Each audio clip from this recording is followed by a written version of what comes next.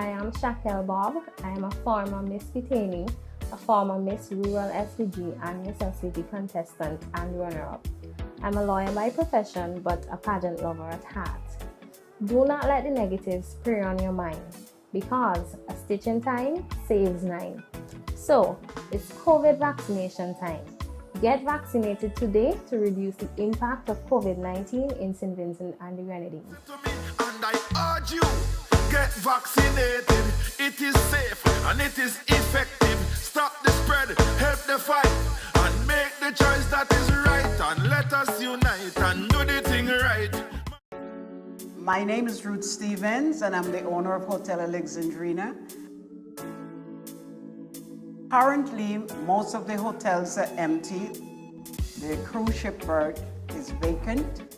The airport almost shut down. And we as Vincentians cannot get back to the new normal until most of the Vincentians take the vaccination. We want to improve our economy, and the only way we can do that is to get Vincentians to take the vaccine. I have taken it and I'm fine. And do not procrastinate, but rather let us vaccinate. Hi.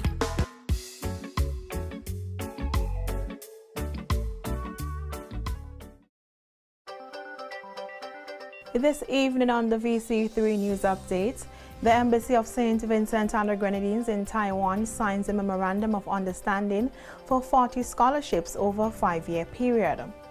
Former Prime Minister of St. Vincent and the Grenadines, Sir James Mitchell, to be accorded a state funeral, and the Venezuelan Embassy to host 3rd Annual Film Festival virtually in St. Vincent and the Grenadines. Join us at 7 p.m. for these stories and more on the VC3 News Updates.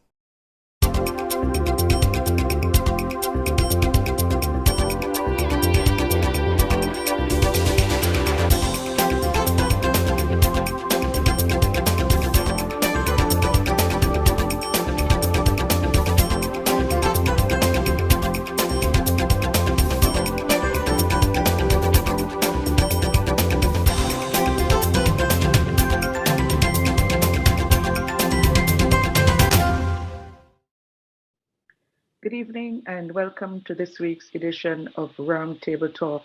Once again, we are pleased to welcome to this week's edition of Roundtable Talk our Prime Minister, Dr. Ralph E. Gonsalves. Prime Minister, good evening and welcome once again. So much is happening in St. Vincent and the Grenadines, but fresh on our landscape today is the passing yesterday of former Prime Minister Sir James Mitchell. Your thoughts on his contribution and legacy to this country? Well, first of all, Therese, I want to thank you for having me, and good evening to everyone who viewing this program. Sir James is the longest serving parliamentary representative in the history of the country, some 33 years in the aggregate. He's the second longest serving prime minister in St. Vincent and the Grenadines. After me, I've served longer than him as Prime Minister. Look, great leaders make history, but only to the extent that the circumstances of history so permit them to make. So that the extent of his achievements have to be taken into account in the context of the times and what would have been considered to be permissible in all the circumstances. He himself was an accomplished scientist in the field of agronomy. He was well-read. He was a prodigious worker. He had a vision for the country. And he would have made an immense contribution. He and I were on different sides of the political aisle, but we always respected each other. He, of course, is more or less a generation older than I am. He died at 90. The generation, they say, is 20, 21 years. I'm 15 years younger than him.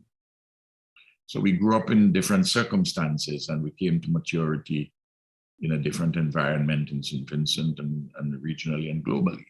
And it's understandable that we may have different outlooks on certain things. But I would say that after a very remarkable hand played by Robert Milton Cato, also of blessed memory, and who built the institutions of government in the first years after independence, well, indeed, after internal self-government in 1969 and independence in 1979. And Sir James sought to make the economy more diversified, seek to make it more modern, and to build upon the accomplishments of the Labour Party and Milton Cato's administrations. And I would say, overall, you don't get elected repeatedly if the population didn't think that you were doing fairly well. There's some things which he did, I would not have done them that way, or even did them, and I would have had different emphases. But again, there were different times. But I think when the balance sheet is totted up, that we would say that he played a good hand, and he sought to make St. Vincent and Grenadines better than when he arrived in office. And in many important areas of the economy, of social life, that we saw improvements. And we are according him a state funeral as is befitting a former prime minister. And I extend condolences yet again on behalf of the government and people of St. Vincent and Grenadines, on my own personal behalf.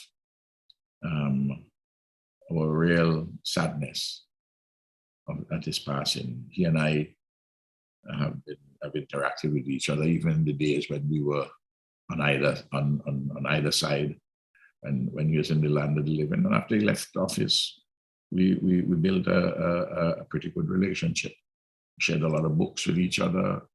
I never acquired his taste in wines, but I would say that in the latter part, in the last couple of weeks, he strongly supported the government on the vaccine requirement for certain categories of frontline workers and strategic workers. Indeed, he wanted to go further. He wanted everybody really to get vaccinated, and to put what he would have called mandates, but what we have are not mandates. So I would say overall that he did made important contributions. And he has left a legacy with the New Democratic Party, which is one of the two main parties of state. That politically is a tremendous accomplishment, to which he founded in 1975. Prime Minister, although you guys were in fact rivals, we know you were not enemies. Did he say anything to you within the last couple of weeks? Were there any parting words? I know he strongly advocated for the COVID-19 vaccine, and that is one of the last things that he had an opportunity to do at that national level. But was there any particular conversation between you two guys over the last several weeks? I saw him at the hospital a day or so before he went to Barbados.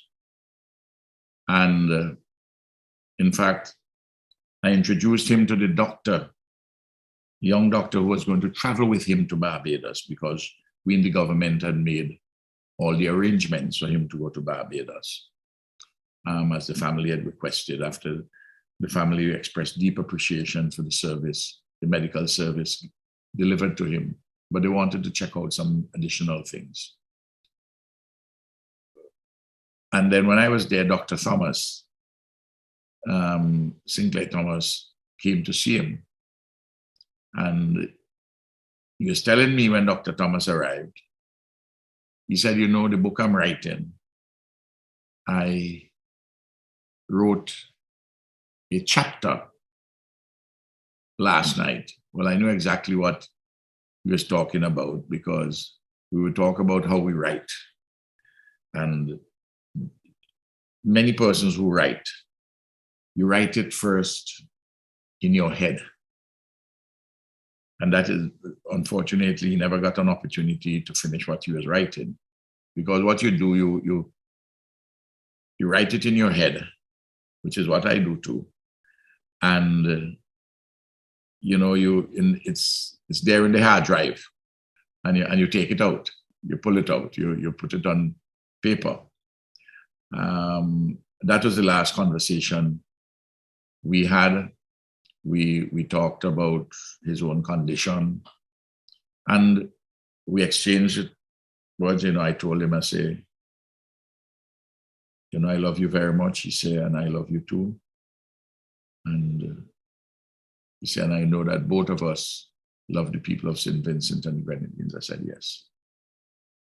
That was the last conversation I had with him. When he was on the... Okay, thank you very much. Of course, VC3 would like to extend condolences to the family and all who mourn and say thank you for your contribution to the development of St. Vincent and the Grenadines. Prime Minister, a lot of things happening on the ground. What would you say is your biggest challenges now as you navigate the multifaceted governance issues at present?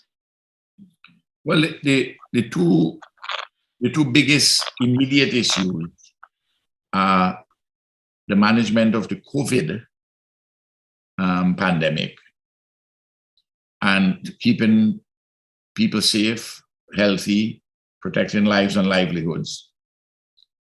And secondly, to ramp up further the rebuilding, building back better after the volcanic eruptions, and to maintain and enhance the social security, the safety net, the social safety net that we have put in place for persons who have been adversely affected by both COVID and the volcanic eruptions.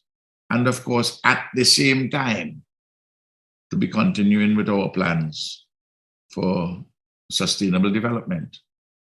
The projects, you know, the investments, the organization of things in the economy.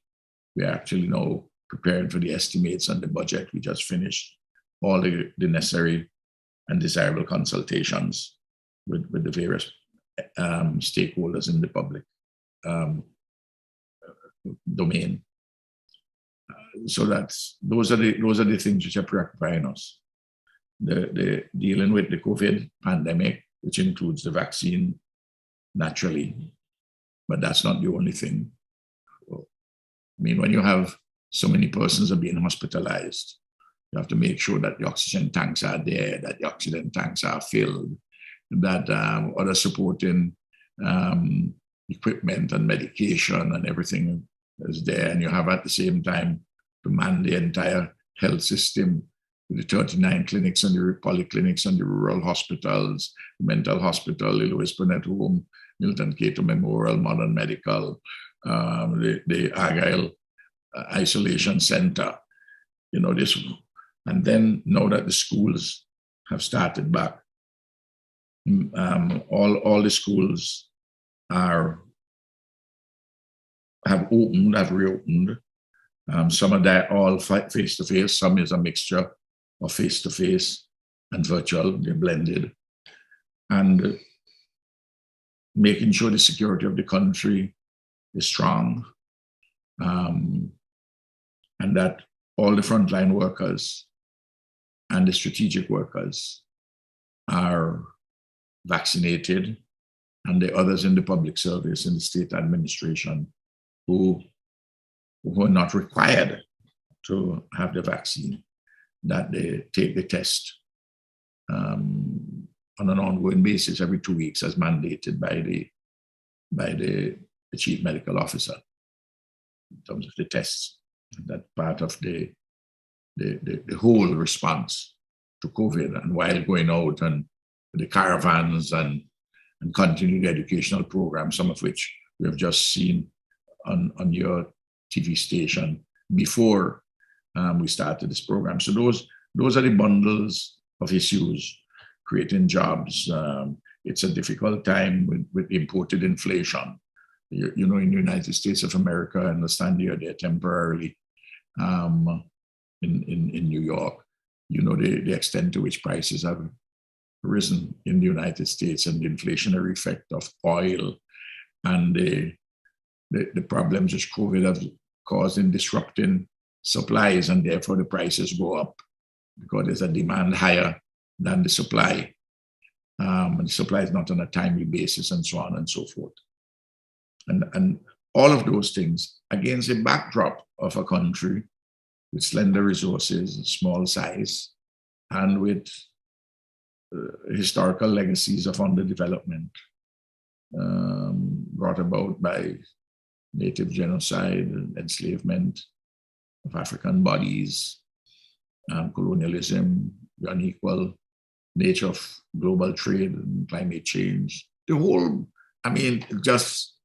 but this is what modern governance is about. You have to be handling the multiplicity of things, and they're all interconnected. But immediately, clearly, the issues surrounding COVID, the building back better from the volcano, volcanic eruptions, keeping the social safety net for the poor and the marginalized and the vulnerable. And there are many details we can talk about in respect of all of these things and keeping the sustainable development moving. Okay, so when we come back from our first break, we'll talk about some of those things. Back in just a moment.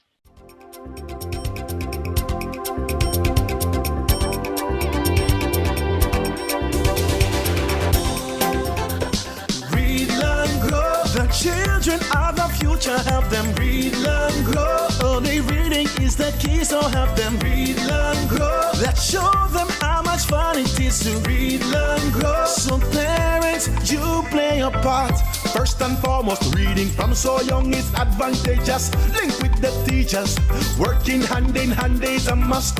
Just 10 minutes of your child reading to you is a plus. Get fun books, make reading priority. When children read, they are able to learn, and the more they learn, the more they grow. So parents help the kids read, learn, grow. Reading is fun, kids have to know.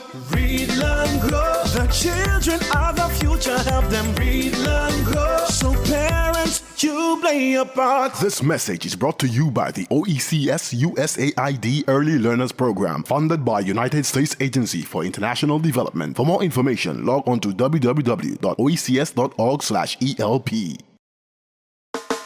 Let us unite and do the thing right. My name is Hugh Stewart, Managing Director of Farm Consulting Limited. Most farmers, I understand, are hesitant about taking this vaccine. I'd like to encourage them to take the vaccine. It is not harmful at all. In fact, I took it about a month ago precisely. Has done nothing. The vaccination is for us to get better, to get better, stronger, and be able to work again and be productive.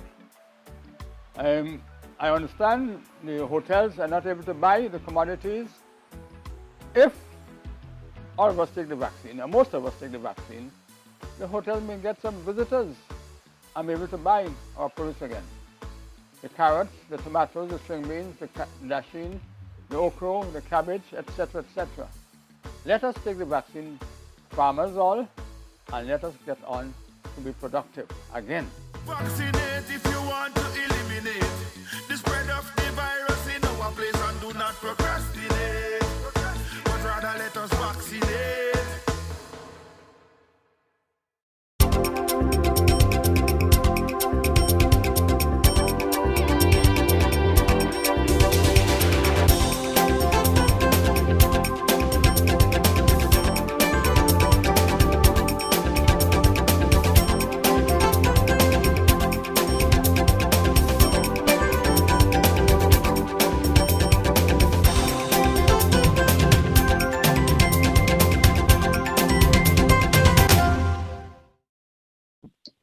Welcome back. Prime Minister, we were talking about the whole question of inflation in our earlier session, and I know that there have been lots of complaints about the rising prices in the supermarkets, at the pumps, and everywhere. What measures are being put in place to cushion these effects, if any?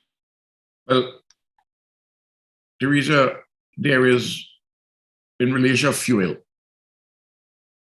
we buy that. There's nothing we can do about that. Because when the prices go up, it is passed on. When the prices go down, you get the benefit.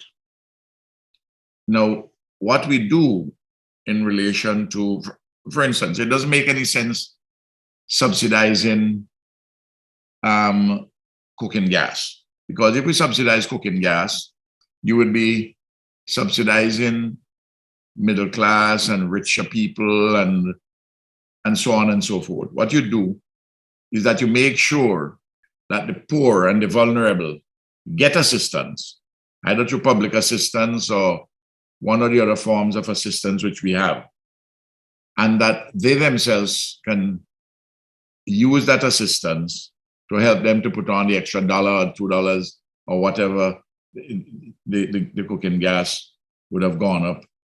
And what we have to do in relation to prices in the supermarkets is that, there's very little price control in the modern world. There are few items. Those are things of the past.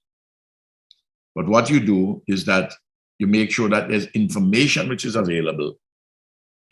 And we publish the information about the principal commodities in the newspapers from the major supermarkets, and to make sure that there's competition between the supermarkets so that people can know where they can go and buy and get the best bargains.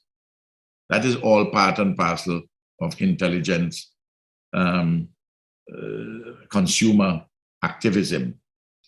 In 2008, when the price of gas had gone up, gasoline had gone up by gone up to almost $16 a gallon, in order to cushion the effect on ordinary people, working people who moved about, who use the public transportation system. We had introduced a subsidy for the minibuses so that they can keep their prices at their fares at a reasonable level. And I've asked the Ministry of Transport and the Ministry of Finance to relook that particular subsidy to the minibuses to be in a sense, on guard, to see what we could implement if the prices go higher. The prices now is $14 and something little bit per gallon, which is, remember, not so long ago, it was below $10 or just about $10. So it has moved fairly rapidly over a short period of time. Shipping, the price of shipping has increased because fuel has gone up. Containers, price of containers and moving container goods. If you can get containers are also scarce, and those prices are up. So that there is a challenge in a country like ours in meeting those particular increases. But what you have to do is not to do subsidies, but to protect the poor through the social safety net. We had increased at the beginning of the year the public assistance, the amount of money for public assistance. We have done a wide range of safety net interventions. We are giving the farmers $500 a month and providing production supports. We're helping the fisher folk with, for instance, the wire to make the fish, the lobster pots, and we have supports with the boats and the like. So there are these initiatives which we are taking to help to cushion the effect, but it's the extent of what you can do is limited by the nature of the imports you have and the resources which are available.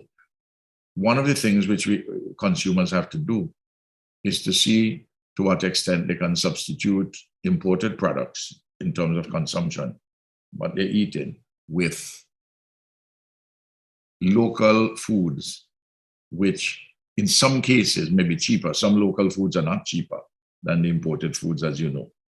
And that is all part and parcel of the intelligent consumer buying and shopping around.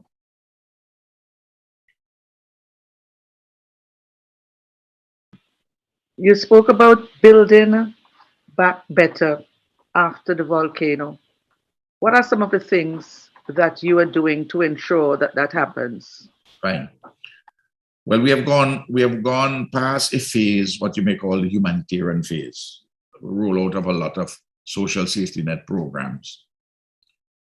But one of the main areas affected has been housing. We are building houses at the moment, and we have building materials. We are distributing to persons who are in need in the red zone, the orange zone. But we have a program of repairs of houses at the different levels.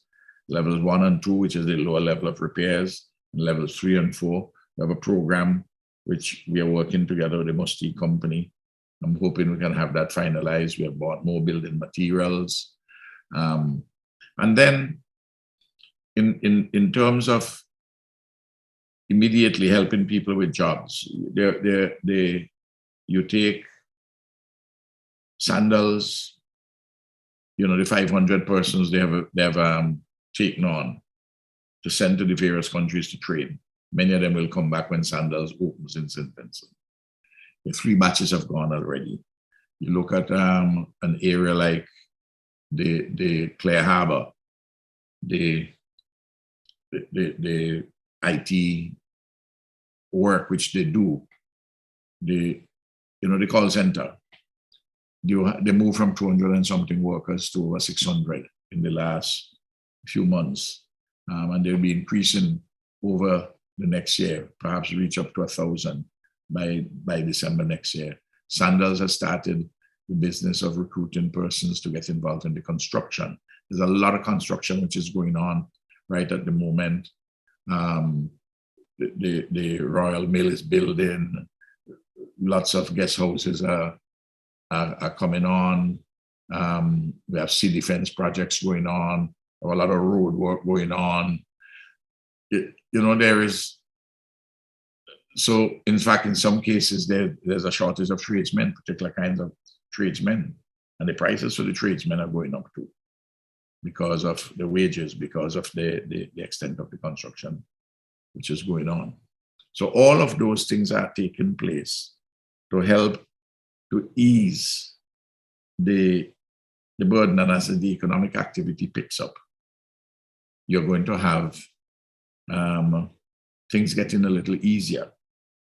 But tied to all of this is the question of how soon we can get back to normalcy on the COVID matter. And we have made good progress in our requirements for public sector workers who are on the front line and who are in strategic positions, for them to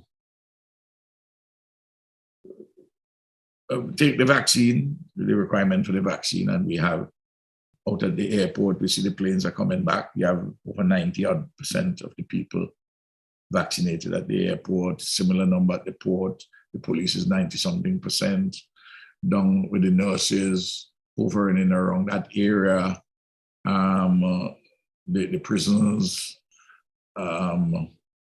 customs is 80-something. I just saw the figures, about 87%. Immigration is about 90. The area which is of all these major areas we talk about, the area which is the lowest, and today I saw the figures for the teachers, is about 75-76%, and that's increasing daily. All the schools are opened. Out at the community college is 80-odd%. So that in that area, after much struggle, that there is a big uptick. And I'm confident I'm going forward. The last year, our economic growth was about, well, depends on which of the agencies, whether you get it from us locally, the World Bank, or the central bank, it's somewhere between 3.1, 3.3, 3.8. You know, that kind of and I guess is at what time they do the particular assessment. Because of the volcano, by June, it looked as though we were going to be in the hole this year by about 6.1% contraction. But figures since June are looking better, and we may not contract that amount, and it's conceivable that, depends what happens in the next month or so, we may have a little growth. Next year, because of the number of projects which are in the pipeline and which are about to be implemented, private and public, we anticipate to have in excess of 8% growth. And then in the year 2023, 6%. Next year, we may or may not get back to pre-COVID numbers in terms of economic output because of the extent of the decline last year and this year, though this year's decline may well be arrested, depending on the numbers which we see. At least that's what I was told by the statisticians in the Ministry of Finance and Planning. At the central government level, we have been able to hold things together, despite the fact that several revenue drivers, important revenue drivers, were very challenged last year and this year. But among the reasons why we've been able to hold things afloat and we have increased expenditure, first of all, we never locked down. We never do any state of emergency. We never did any curfew. That's important. Secondly, when COVID broke last year, the contingencies fund, which we had established 3 years before, had about $50 million in it. So we had a pot of money from which we could draw where there was any decline. And during the election year last year, we had $20 million US, part of a soft loan from the World Bank, 45 years, half of 1 percentage point interest.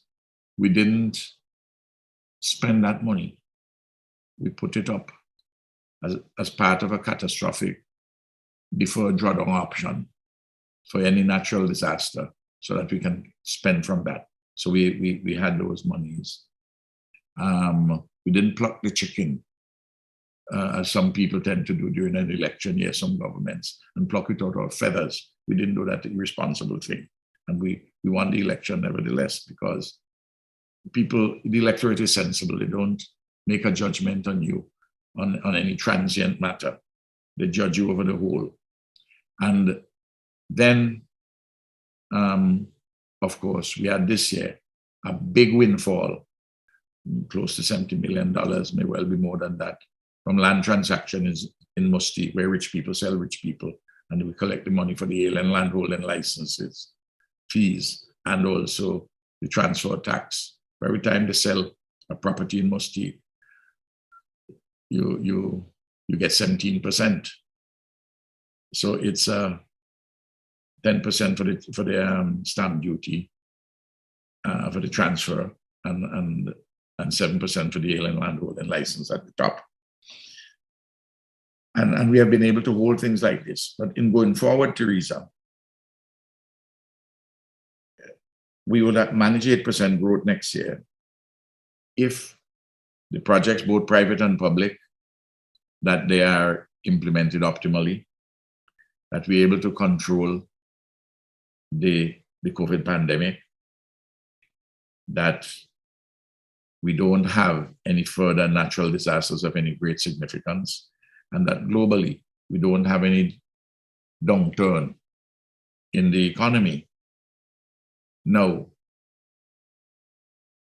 if all those things hold, we should see a big spurt, a jump in growth next year and the year following. Indeed, in our discussions with the trade unions a few days ago, I indicated to them that I'm not going to be able to have any discussions on enhanced wages until about the middle of next year, when we see how the growth pattern is going.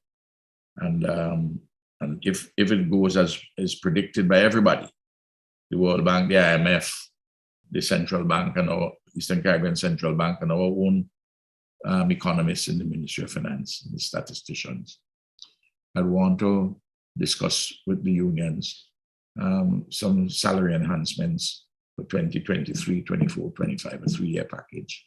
Because if we do better, the workers have to share in whatever better we do.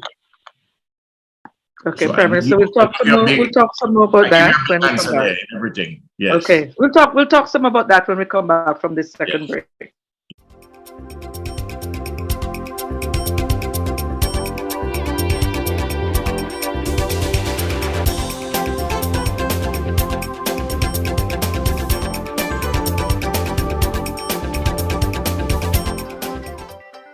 This evening on the VC3 News Update, the Embassy of St. Vincent and the Grenadines in Taiwan signs a Memorandum of Understanding for 40 scholarships over a 5-year period.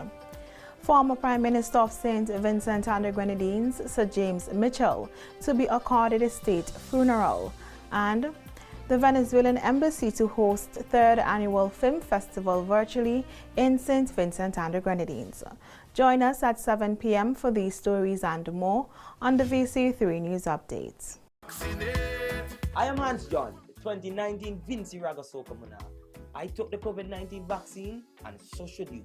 Let's be an example to others. Get vaccinated today and help control the spread of COVID-19.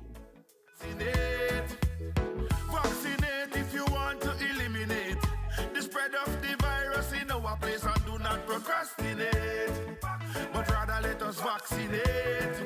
Get vaccinated today.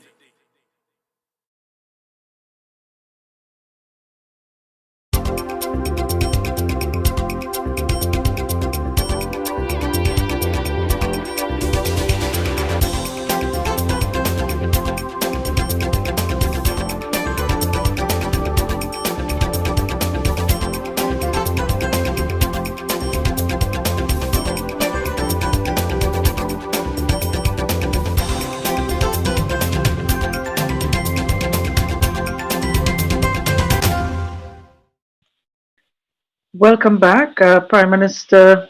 During the COVID, we're still in COVID times. We have not had to shut the country down. We have not had any curfew. How optimistic are you that we will be able to continue along this vein if our vaccination rates are not increased or not at the point at where they ought to be, that will enable the economy to get back into tip-top shape? Well, we have the lowest vaccination rate in the Caribbean, save and except Haiti. Jamaica used to be a little lower than us. They've gone past us. Of course, we have improved, but we haven't improved nearly enough. Now, the Ministry of Health and the Health Services Subcommittee of NEMO, the nurses and everybody who is involved in the vaccination program, all the health services are doing a pretty good job, because there's a lot of education about wearing the mask, washing your hands, hand sanitizing, and we are putting reasonable controls and follow-up. And of course, we have had the vaccines. One of the challenges which we are going to face with the vaccines, I mean, the number of Pfizers which we have remain fairly low.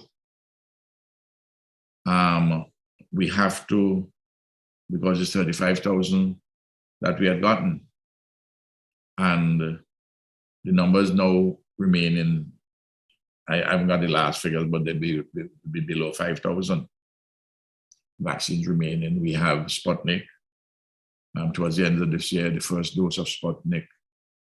A lot which we have would be, they will be expire.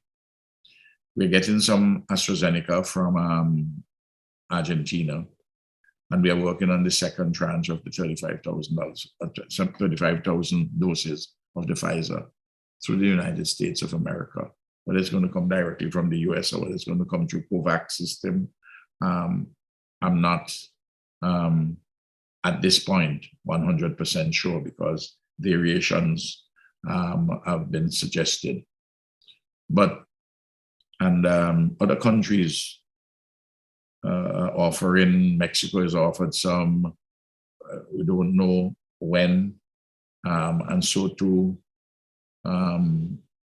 Spain, the Spanish ambassador came to see me, but in terms of immediate would be the 35,000 doses from the Pfizer, and also the 11,000 or so doses of AstraZeneca. But we have given away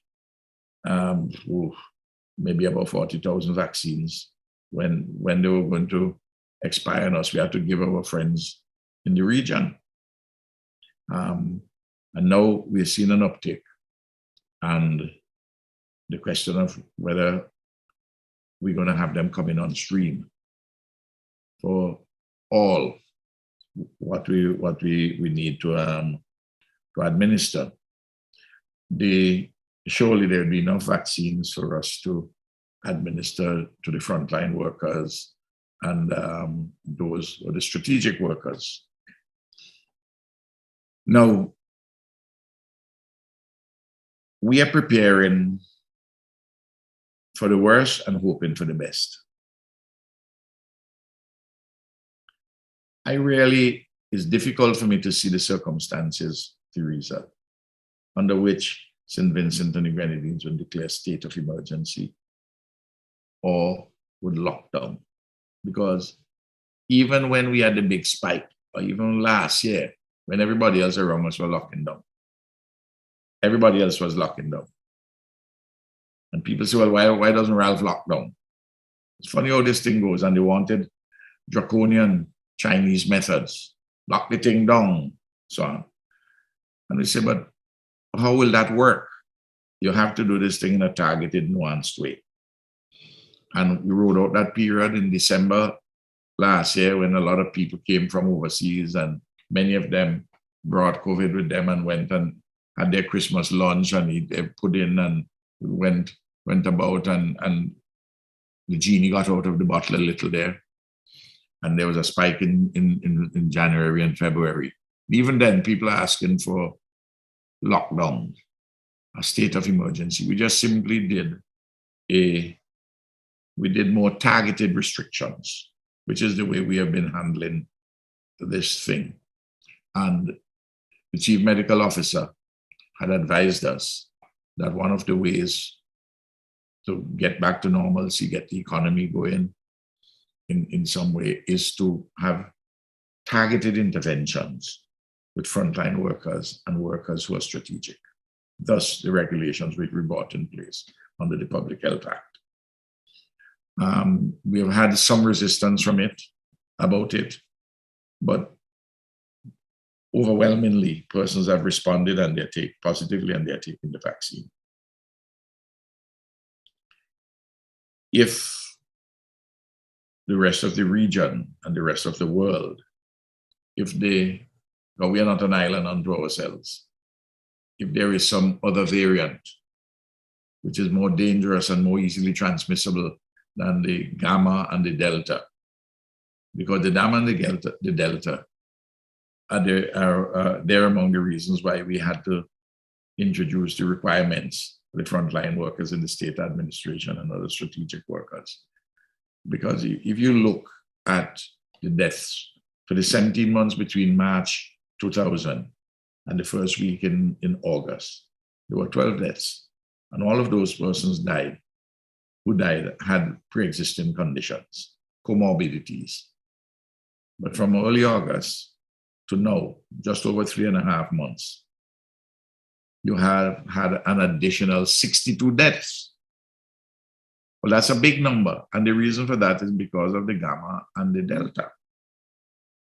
And we have to be very careful that the teachers get vaccinated so that the children don't get infected. And the teachers need themselves to protect themselves from each other and to protect the children. I know that children over the age of 12 can get the vaccine, and there's talk now about even Pfizer may bring out something which is between 5 to 11. Well, the medical people, the epidemiologists, the scientists will work on that and tell us. But at the moment, only if you're 12 years of age, you can get the vaccine, and only the Pfizer you can take in that regard. So you asked the question. I think the important things which we have to do is to manage it as we go on an ongoing basis and prepare for the worst, but hope for the best. Part of the preparation is, of course, to make sure things like oxygen, we have a good supply of oxygen, and we have the bottles to put the oxygen in. But you know, Teresa, sometimes we have our worst enemies. We went to order bottles out of the United States, very expensive because of supply chain problems. Well, they had said 30 days. It turns out it looks as though it's going to be close to 2 months. We ordered 200. We got 80 through Jules Williams. We checked China. Minimum time in China, 6 months to get from China. Longer, perhaps. So you see, these are important things. But we got these 80 bottles through Jules Williams, because he had ordered them. Last week, it's reported to me that 6 or 7 of them, these new bottles, people handling them at the hospital, damage them in the transportation and in the movement. You're supposed to put the cover at the top. They don't put the cover over the top, so the connection at the top is bent or spoiled. I mean, we got to be able to do these things properly. And this is part of the challenge, that every one of us has to do his or her job responsibly and carefully in this period. Because... Okay, Prime Minister, somebody's asking, what is the government's plan for those government workers considered frontline workers who haven't taken the vaccine before the cutoff date, but are now planning to take it in the coming week? Will they have their jobs? Well, Teresa, government and governance, neither of them is a continuing university seminar. Look, people, we have had a discussion on this since January, but the particular regulation, and the SOFA interrupted it in early April. We published the draft regulation in the middle of July. We had consultations. It came out, so that's July to August to September to October.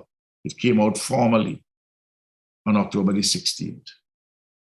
That's after 3 months of intense discussions on it. Then we say it will take effect within 1 month, on the 19th. That's 4 months. And we shaped the rules in such a way that inside of the rules, there's a 10-day grace period. Now, for the police, it's 10 working days. For the other frontline workers in like nurses and teachers and the like, immigration, customs, it's 10 working days, which really means 2 weeks. Now, under the various pension acts, which we haven't troubled, pension arrangements, other than the police, on the 10th day, relevant to you, you do not take the vaccine, the law, the regulation says that you would have abandoned your job and accordingly resigned.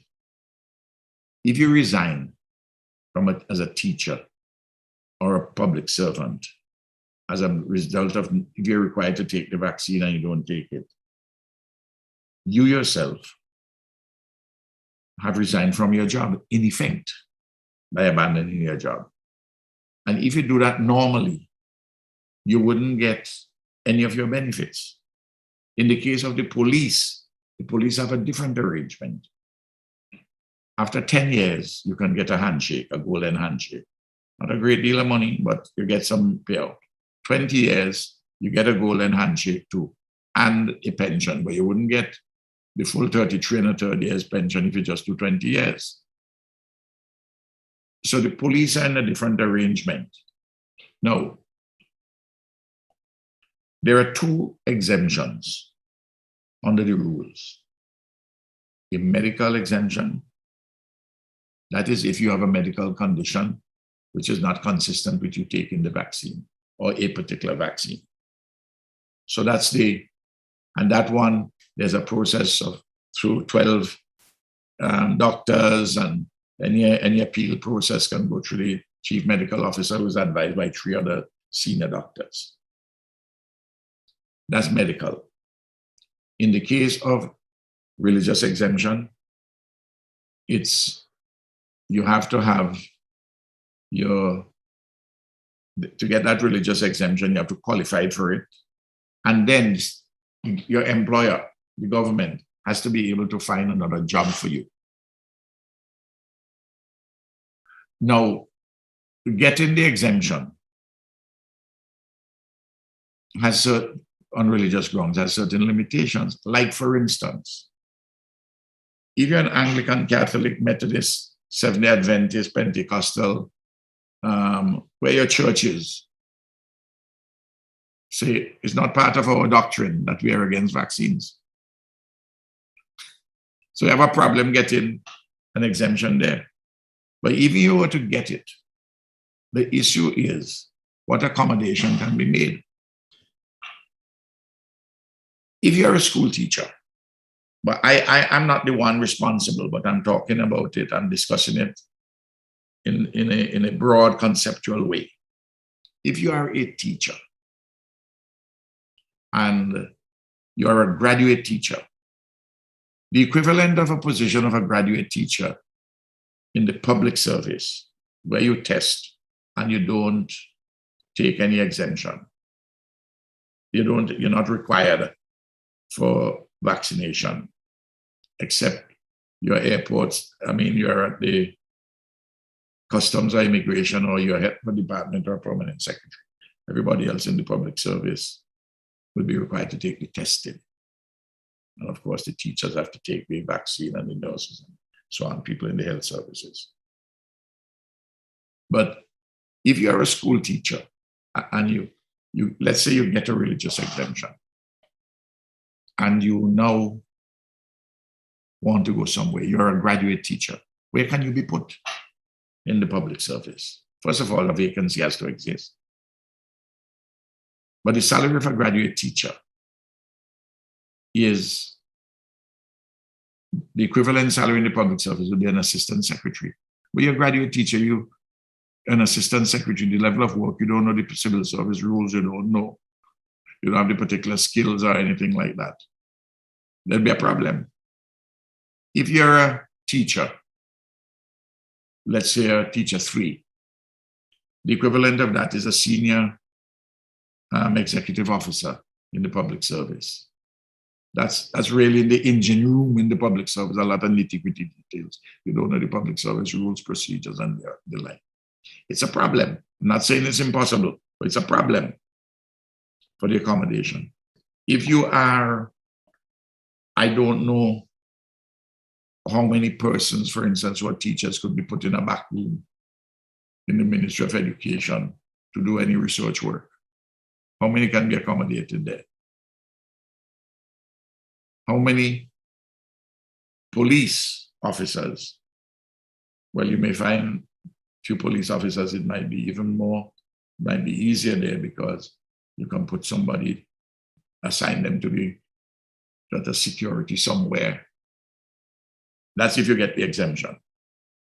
I'm talking the religious exemption. There are one or two churches who they say they're not only as a result of their beliefs opposed to vaccination, they're also opposed to testing. But on the testing, there's no religious exemption. Only exemption for exceptional circumstances, as advised by the chief medical officer. That has to be something real extraordinary in the health area. So the person who asks the question, my advice to them is, why are you going to wait until after the expiry of the quote-unquote 10-day period to take it? Why not take it before? If you intend to take it, why not take it before? And the longer you stay away from taking it within the 10-day period, the more you lose money because you're not at work. Even though you attend work, you're not at work. Nobody's going to move with the police unless you create a public disorder. But you're not marked as being at work and therefore would not be paid for those days. You know, so I will urge persons to take the vaccine. Look, I've said, for instance, it's the best tool in the toolbox to fight COVID.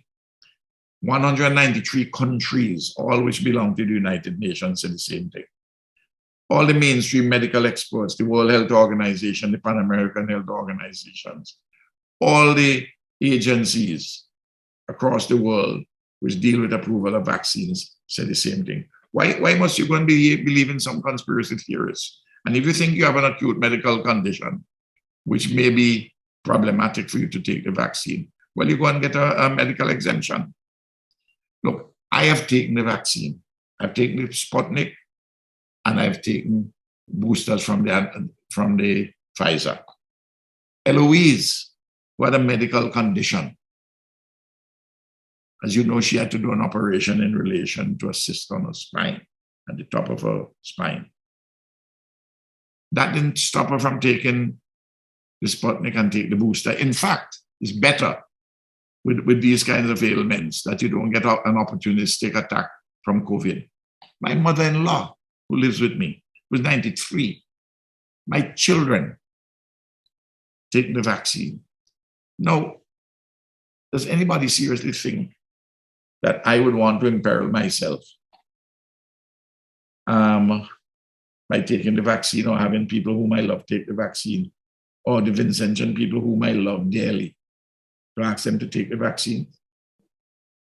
And so James and I made this point before, we have served over 36 years of the 42 years since independence. You trust us for 36 years plus to run the country. You wouldn't trust us with our judgment on the vaccine. And he had the same view that I had about the vaccine.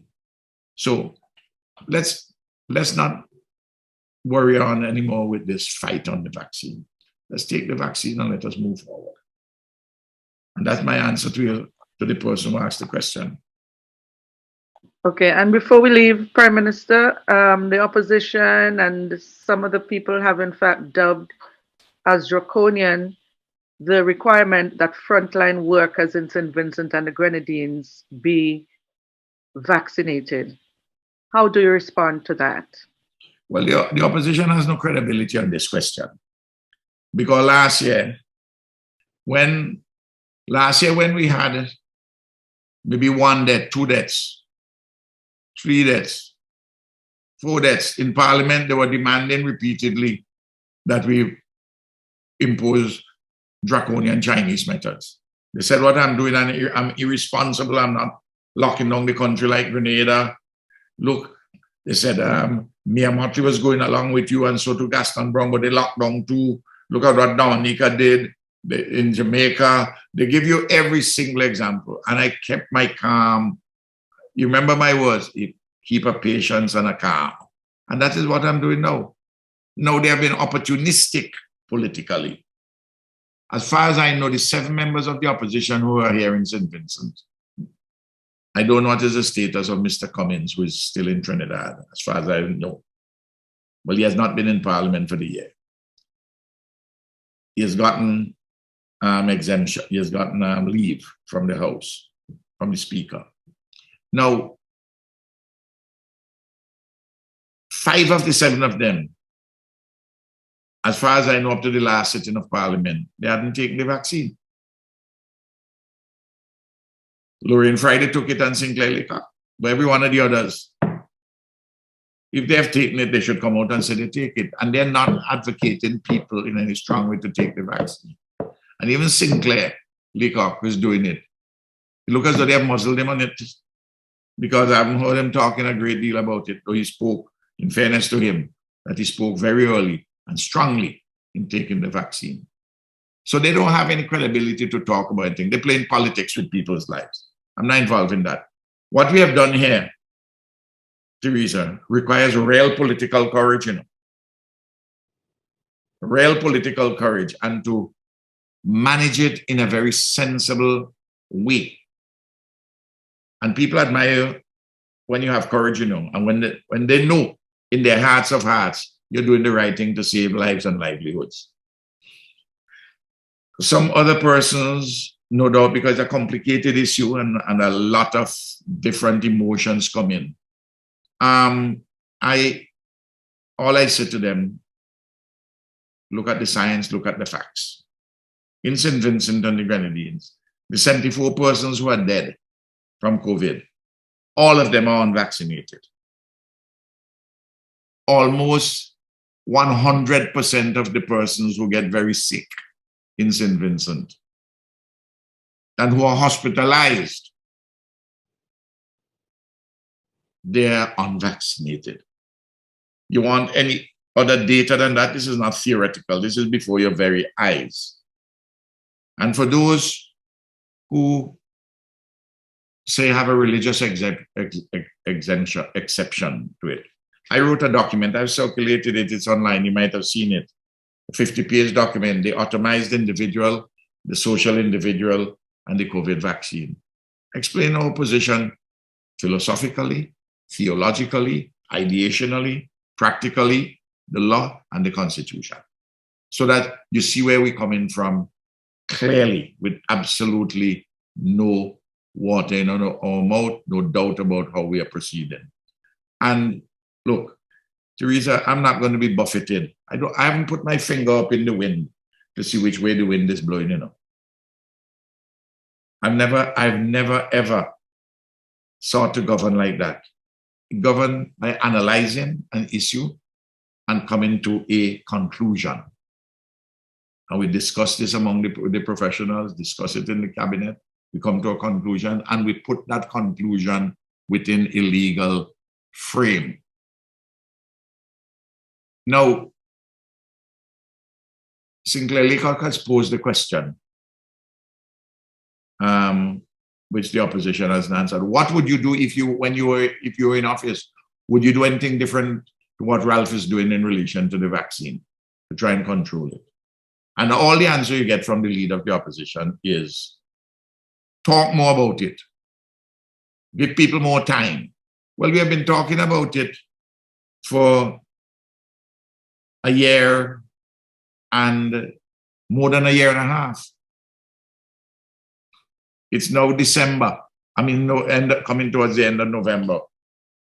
In 1 month's time, it would have been 1 year and 9 months. It's 1 year and 8 months already.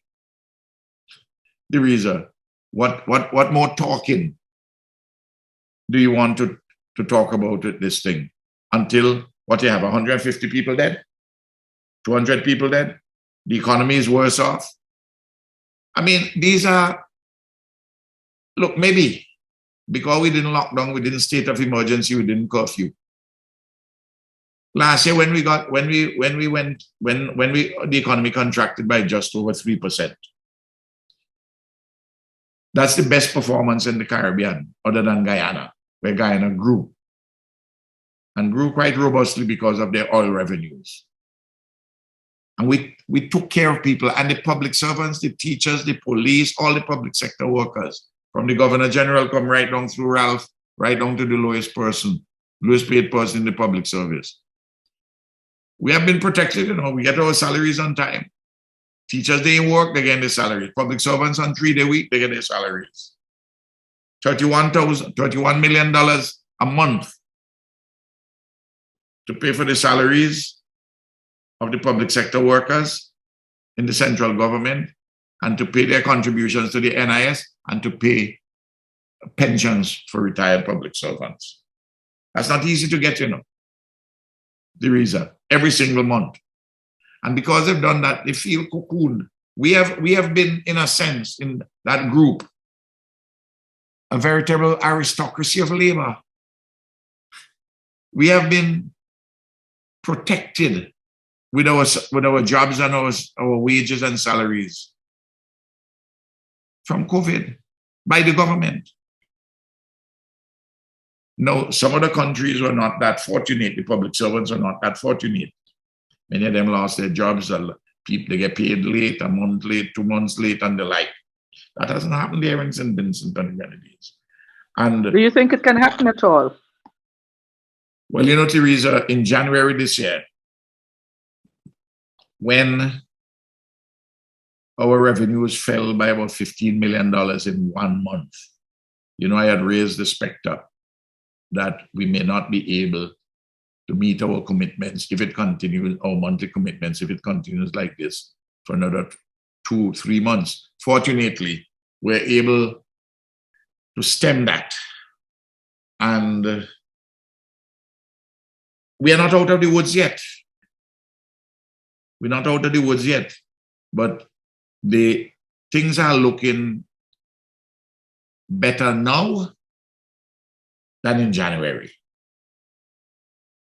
And we're going into the budget, which the whole estimates debate on the 8th of December, and the budget, the Minister of Finance delivers his budget speech on the 13th, the afternoon of Monday the 13th. And I am pretty confident about the next year compared to what happened earlier this year and what happened last year. But to get back to normalcy, we have to take the vaccine. It's always. And I think that's, yes. That's always. You have a final say. That's critical, Teresa. Okay, take the vaccine. Thank you very much for being with us once again, Prime Minister. Thank you for taking the time. I know today is your birthday, but your cabinet day, but you made the time to share with us once again. Yes. In That's fact, the program for today. Go ahead. Yes. Sorry. Yes. Okay. Thank you for joining us today. So glad that you could be here. Join us again next week, Wednesday at the same time, for another edition of Roundtable Talk. Good evening.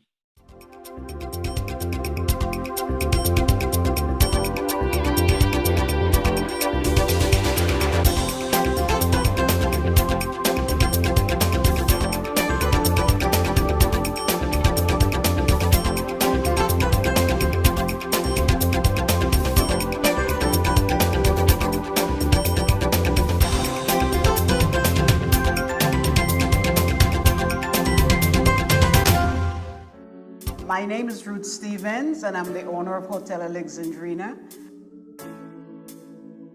Currently, most of the hotels are empty. The cruise ship berth is vacant. The airport almost shut down. And we as Vincentians cannot get back to the new normal until most of the Vincentians take the vaccination. We want to improve our economy, and the only way we can do that is to get Vincentians to take the vaccine. I have taken it, and I'm fine. And do not procrastinate, but rather let us vaccinate. Hi.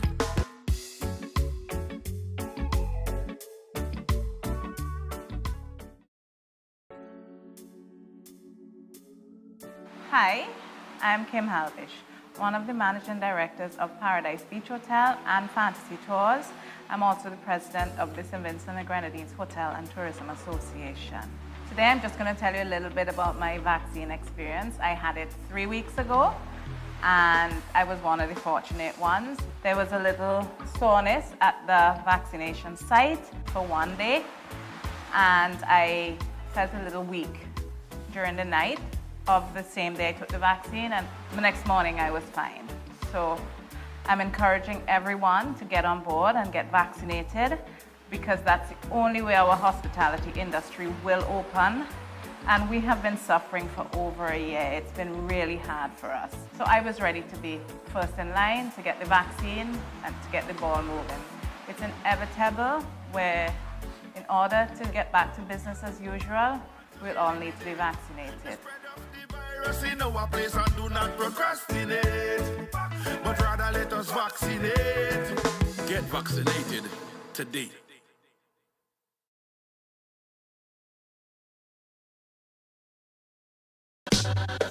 Read, learn, grow. The children are the future. Help them read, learn, grow. Only reading is the key, so help them read, learn, grow. Let's show them how much fun it is to read, learn, grow. So parents, you play a part. First and foremost, reading from so young is advantageous. Link with the teachers, working hand in hand is a must. Just 10 minutes of your child reading to you is a plus. Get fun books, make reading priority. When children read, they are able to learn, and the more they learn, the more they grow. So parents help the kids read, learn, grow. Reading is fun, kids have to know. Read, learn, grow. The children are the future. Help them read, learn, grow. So parents, you play a part. This message